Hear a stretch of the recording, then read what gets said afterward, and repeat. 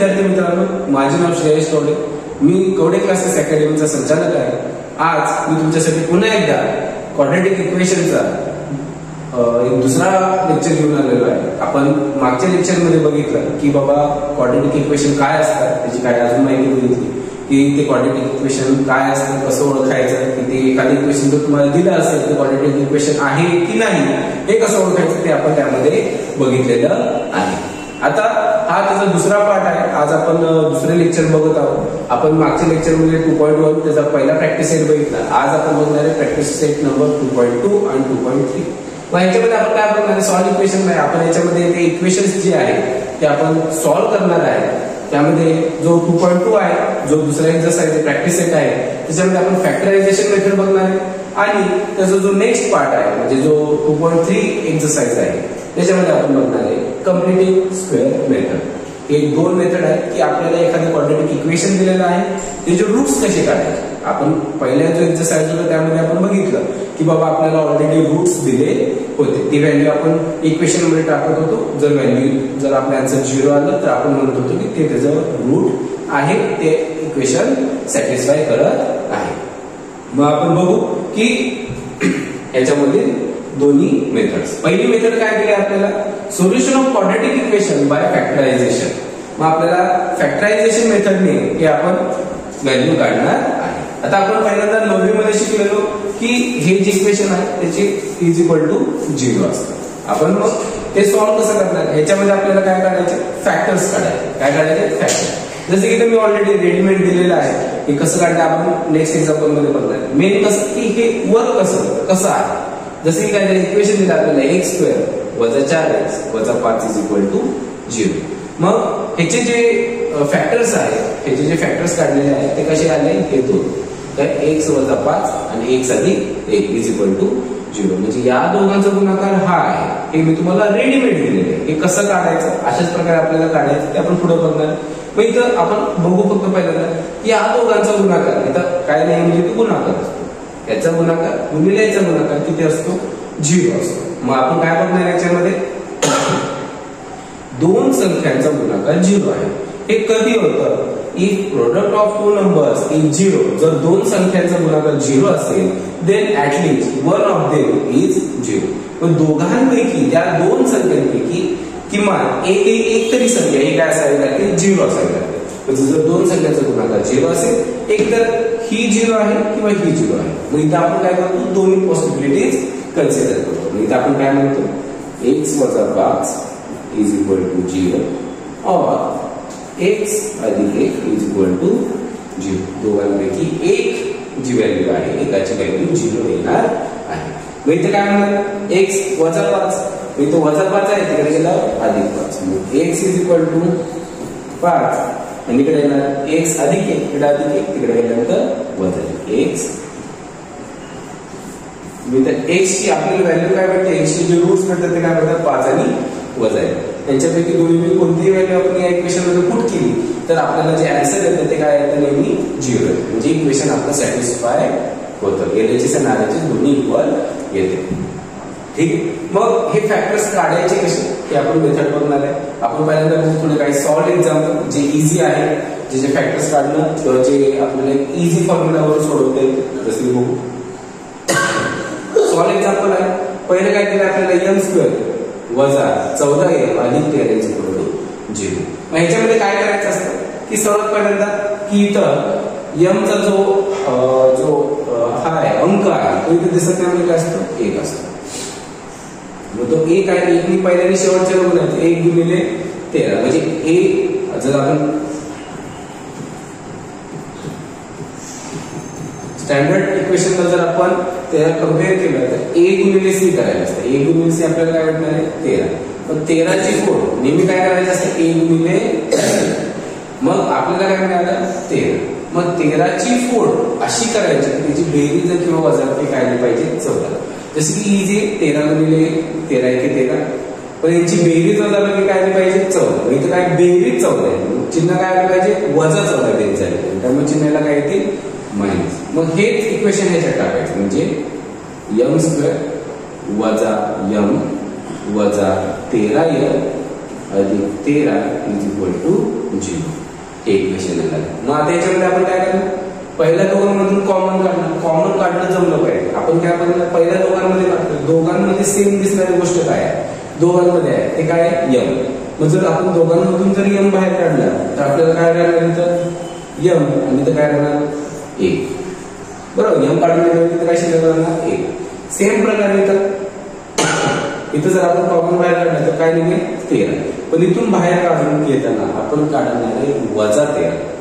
इथून -13 कॉमन घेणार आहे तेव्हा आपल्या शिल्लक काय राहील यम आणि इथं -13 इज इक्वल टू 0. लक्षात नाही उलट जाऊन बघायचं, यांनी आत बनायचं. -13 गुणिले यम -13 येते, त्यानंतर -13 ने 13 मिळतं, तर इथं 1 इथं 1 -13 ने 1 ला गुणले 13 1 13 वजा अधिक झाला. आता इथं बघायचं यम वजा आहे यम वजा आहे. जर हे ब्रॅकेट आणि हे ब्रॅकेट जर दोन्ही सेम आले तर आपण समजायचं की आपण सोडवलेलं बरोबर आहे. जर हे दोन्ही ब्रॅकेट वेगळे आले तर म्हणायचं तुमचं चुकलेलं आहे, पूर्णपणे चुकलेलं. मग इथं दोन्ही याच्यामध्ये काय दिसतं आपल्याला, हे दोन्ही कॉमन आहे. मग आपण हे ब्रॅकेट कॉमन घेणार यम वजा 1, शिल्लक काय करणार यम वजा 13 इज इक्वल टू 0. मग इथं आपल्याला काय भेटतंय, दोन फॅक्टर्स भेटत आहेत आणि त्या दोन यांचा गुणाकार काय आहे 0 आहे. म्हणजे एक तर ह्याची व्हॅल्यू 0 किंवा ह्याची व्हॅल्यू 0 येणार आहे. म्हणजे आपल्याला यम वजा 1 इज इक्वल टू 0 और यम वजा 13 इज इक्वल टू 0. हे वजा 1 तिकडे गेल्यानंतर अधिक 1, यम इज इक्वल टू अधिक 1, इथं वजा 13 तिकडे गेल्यानंतर अधिक 13, यम इज इक्वल टू अधिक 13. मग इथं आपल्याला जी व्हॅल्यू भेटते इथं आपल्याला answer here we get the root values of the above equation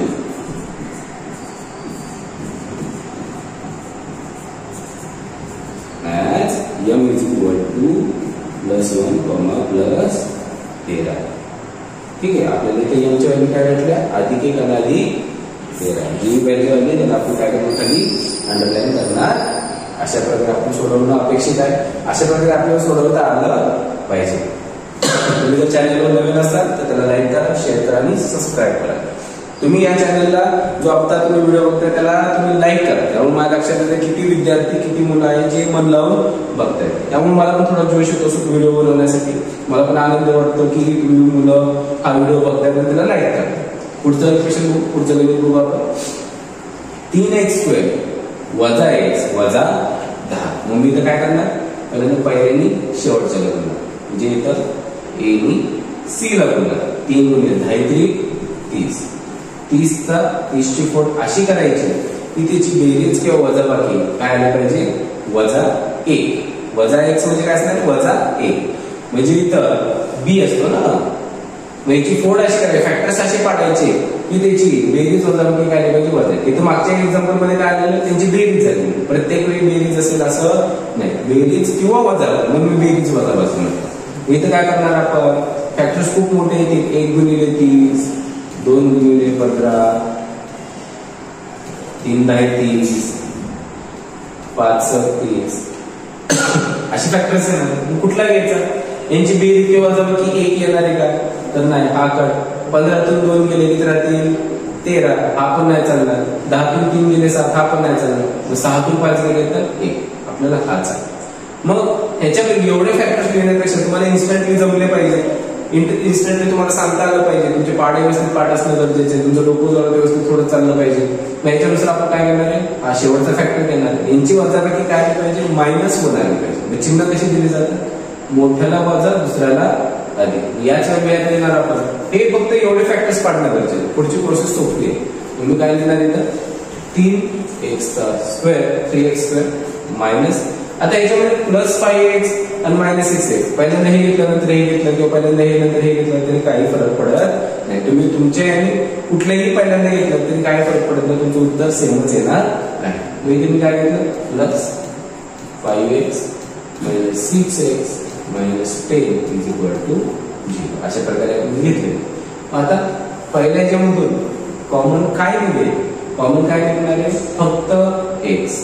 इथून एक्स कॉमन घेतला, काय शिल्लक आहे? 3x अधिक 5. बस एवढंच कॉमन निघेल. नंतर राहिलेल्या दोघांमधून काय कॉमन निघेल? तर आपण याच्यामध्ये बघितलं दोघांना 2 ने भाग जातो, प्लस फक्त 2 ने नाही -2 ने भाग जातो.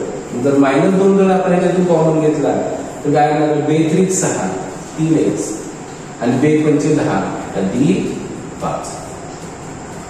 याच्यामध्ये उलट जाऊन बघायचं. इथून 2 × 6 6x आणि प्लस मायनस मायनस, इथं 2 × 5 10 मायनस प्लस मायनस. मग ते आपण सोडवलेलं बरोबर.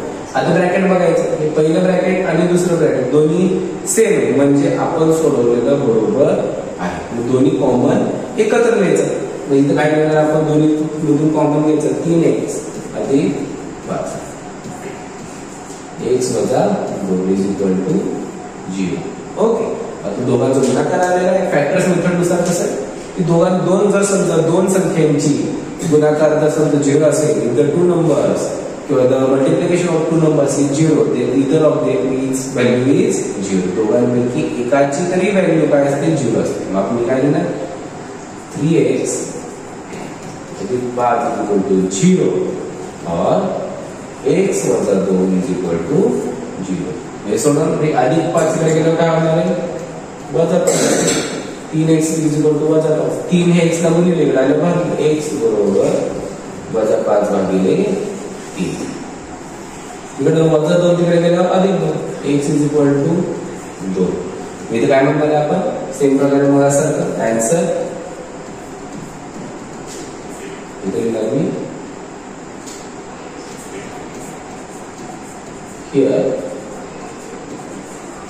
Here we get the root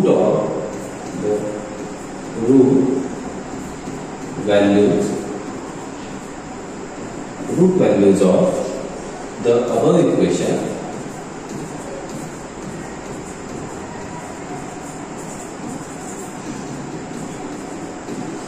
as इथे काय आपण x घेतला, x = -2 अधिक 2 -5/3 5/3. अशा प्रकारे आपण दुसरं गणित सॉल्व्ह करायचं. आता तिसरं गणित बघू. आता तिसरं एक्झाम्पल खूप इझी आहे, खूप इझी आहे. इथे काय करणार आपण? 3y² ठीक आहे वजा 15y = 0. ठीक आहे. मग दोघांमधून कॉमन काय निघणार आहे? जर आपण बघितलं तर तो काय निघतोय? 3y न भाग जातो, म्हणजे आपण काय करणार? 3y कॉमन घेणार. 3y ने विषय काय? y वजा 3 5/15 = 0. झालं एवढं. मग याच्यामध्ये काय आलं की इथं 3y = 0 और y वजा 5 = 0. या दोघांचा गुणाकार आहे. या दोघांचा गुणाकार काय? 0. म्हणजे एकतर हे 0 आहे किंवा हे राशी 0 आहे किंवा हे पण 0 आहे. म्हणजे काय करणार?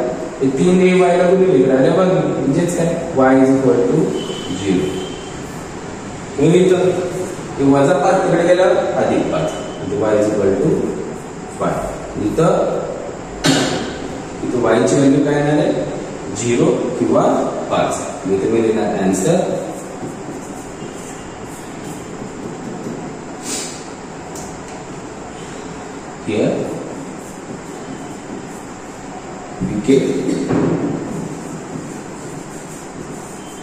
here we get the root values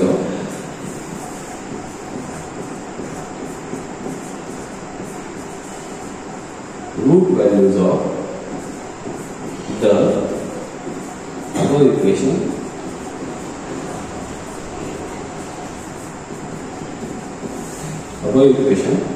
as इथं आपण काय आता y घेतो. पहिल्यांदा m होता, x होता अधिक y आहे. लक्षात ठेवायचं y = 0, त्याला अंडरलाईन करायची. अशा प्रकारे आपण पहिले 3 एक्झाम्पल सोडवले. आता पुढचे आहेत आपल्याकडे. ठीक आहे. मग आता याच्यामध्ये आपण बघणार पहिले इक्वेशन काय दिलं आपल्याला? x² = 3. आपण म्हणणार की बाबा आपण काय करू, त्याचे डायरेक्ट रूट काढू. एक्स इज इक्वल टू काय करणार आहे, √3 प्लस मायनस आलं होतं. पण ते अशा प्रकारे नाही. आपल्याला क्वेश्चन काय दिलंय, जर आपण क्वेश्चनकडे लक्ष दिलं, काय दिलंय, solve the following quadratic equation by factorisation. Factors पाडूनच उत्तर काढायचं. नाही तर जर समजा तुम्ही स्पर्धा परीक्षेमध्ये बघितलं असेल किंवा तुम्ही डायरेक्ट बघितलं असेल x² ची व्हॅल्यू 3 आहे, तर x ची व्हॅल्यू काय येणार आहे, √3 झालं उत्तर आलं. असं चाललं नाही. आपल्याला फॅक्टरायझेशन पाडायचं. मग इथं कसं केलं जातं, इथं आपण म्हणणार x² अधिक 3 इकडे आलं -3 इज इक्वल टू 0. आता असं आलं तर इथं आपल्याला एक फॉर्म्युला वापरायचा जो आपण अगोदर बघितलेला आहे एक्सपान्शन मध्ये. जसे की काय बघितलेलं आपण a + b * a - b. याचं काय येतं a² - b². हा फॉर्म्युला जर आपण इथे वापरला तर काय भेटेल आपल्याला, x² - √3 चा वर्ग इज इक्वल टू 0. आता भेटलं का आपल्याला a² - b². याच्यामध्ये काय घ्यायचं, एकदा a + b, एकदा घ्यायचं a - b. काय भेटेल आपल्याला x + √3, एकदा भेटेल x - √3 is equal to 0. Okay. मग आपण तर या दोघांचा गुणाकार 0 आहे, एक तर ह्याचा गुणाकार 0 आहे किंवा ह्याची व्हॅल्यू 0 किंवा ह्याची व्हॅल्यू 0. मग आपण घेणार x - √3 इज इक्वल टू 0 और x - √3 इज इक्वल टू 0. अधिक आणि वजा, इथे x अधिक √3 आहे, तिकडे गेलं -√3 वजा √3 x इज इक्वल टू √3. इथं आपल्याला √3 ची व्हॅल्यू भेटली आहे, प्लस √3 आणि मायनस √3. इथे घेणार answer here we get the values root values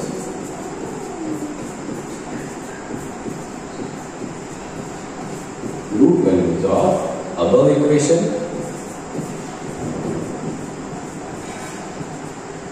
as x is equal to √3, minus √3.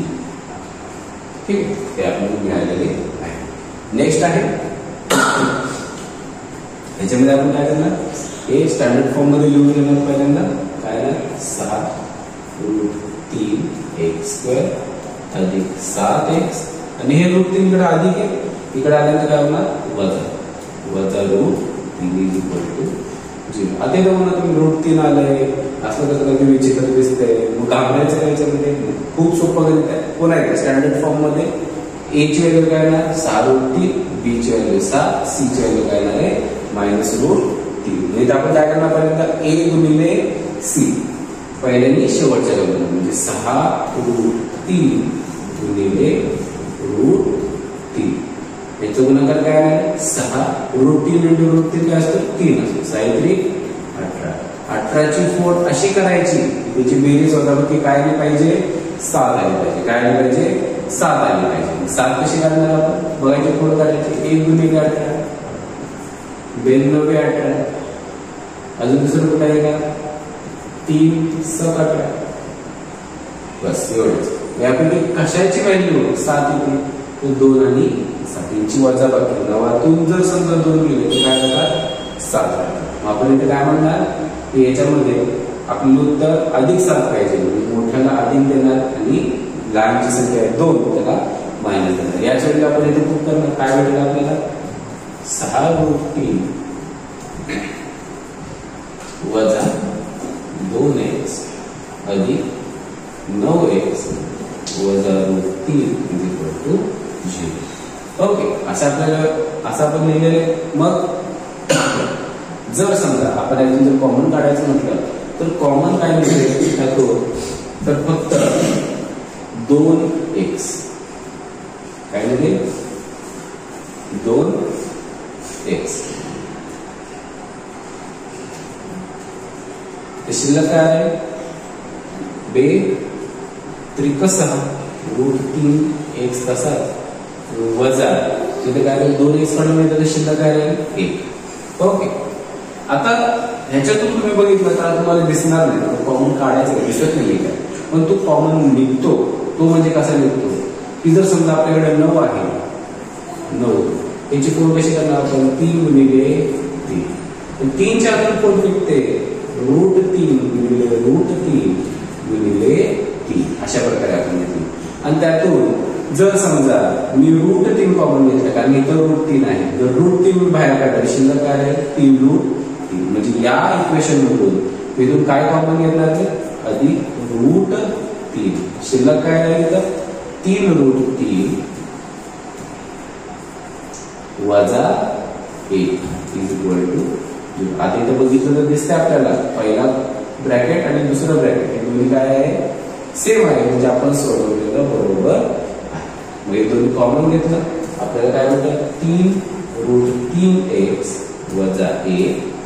दुसऱ्या याच्यामध्ये काय शिल्लक राहिलं 2x अधिक √3 इज इक्वल टू 0. या दोघांचं गुणाकार काय आहे, दोघांची जर मल्टिप्लिकेशन 0 असेल तर एकतर हे 0 किंवा दुसरं 0, इधर वन ऑफ देम इज 0. मग आपण लिहिणार 3√3 x वजा 1 इज इक्वल टू 0 और 2x अधिक √3 इज इक्वल टू 0. इथं वजा 1 इकडे आलं अधिक 1 x इज इक्वल टू इकडे अधिक 1 इथं 3√3 त्याला x ला गुणिले इकडे आलं काय होतं बरोबर भागिले 3√3. ओके, हे असेल आपलं फायनल आन्सर इकडं. आणि इकडच्या साईडला काय असणार आहे x इज इक्वल टू हे अधिक √3 आहे इकडे आलं वजा √3 आणि 2x ला गुणिले इकडे आलं तर भागिले. अशा प्रकारे आपल्याला हे दोन व्हॅल्यूज भेटलेले आहेत. एक रूट आलेलं आहे आपलं 1/3√3 आणि दुसरा आलेला आहे -√3/2. ओके, मग आपण पुढचं बघू. पुढचं इक्वेशन त्याचं आन्सर लिहित राहिलं. आन्सर लिहू आपण इथं. आन्सर इज इक्वल टू इथं म्हणा here we get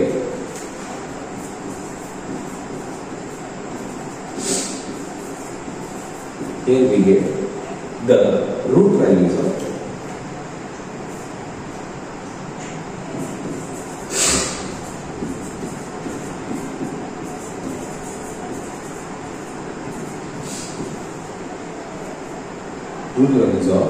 the above equation as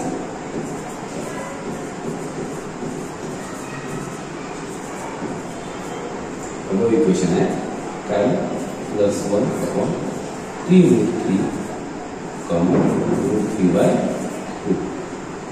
okay, अशा प्रकारे आपला आन्सर आलेला आहे. ओके, नेक्स्ट इक्वेशन बघू. Next example